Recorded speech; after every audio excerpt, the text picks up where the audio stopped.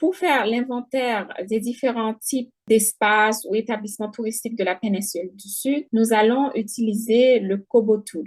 Tout d'abord, les enquêteurs recevront un lien d'un formulaire que nous avons préparé pour faire l'inventaire. Avant de pouvoir commencer à compléter ce formulaire, l'enquêteur devra télécharger, s'il a un appareil Android, il pourra télécharger l'application Kobo Collect directement. S'il n'a pas d'appareil Android, il pourra utiliser directement le navigateur Chrome. C'est important pour pouvoir accéder au formulaire.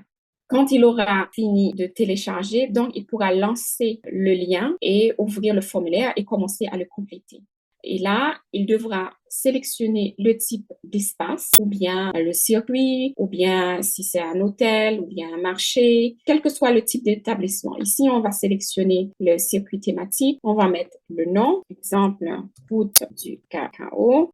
Il devra renseigner le type de propriété, est-ce que c'est public, privé, ou si on ne le sait pas, on est inconnu. Est-ce que l'accès est facile en voiture ou en moto, moyen, s'il faut une partie en voiture et puis le reste à pied. Il peut renseigner le numéro de téléphone, si l'établissement a un numéro de téléphone, l'adresse email, aussi le site internet ou le nom sur les réseaux sociaux. Il pourra aussi renseigner le numéro de téléphone du responsable. Étant sur place, il pourra aussi mettre les coordonnées GPS de l'espace en recherchant, par exemple, le nom de l'endroit où il se trouve.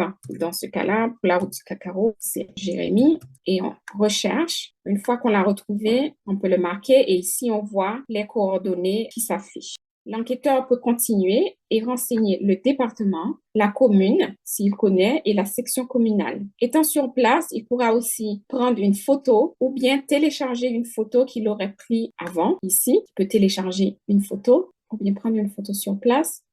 Une fois terminé, il devra renseigner la date qu'il a complété l'enquête. Et si ce n'est pas le même jour, il faudra mettre une autre date et aussi l'heure.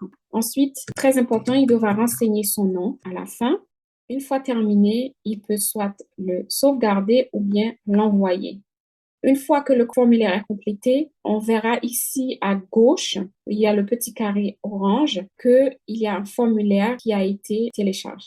À la fin de la journée, l'enquêteur pourra aller ici et télécharger le fichier et l'envoyer en se connectant avec son mot de passe pour envoyer à l'administrateur. Si l'enquêteur a complété plusieurs formulaires à la fin de la journée, il verra ici, par exemple, qu'il y a 1, 2, 3 ou 4 formulaires. Par exemple, si l'enquêteur n'a pas accès à Internet, qui n'est pas aussi un problème, parce que une fois qu'on a l'application Kobo Collect, ou bien s'il utilise aussi son ordinateur ou téléphone ou tablette sans accès à Internet, il pourra toujours, à la fin de la journée, transférer aussi ces formulaires une fois qu'il aura à nouveau accès à Internet.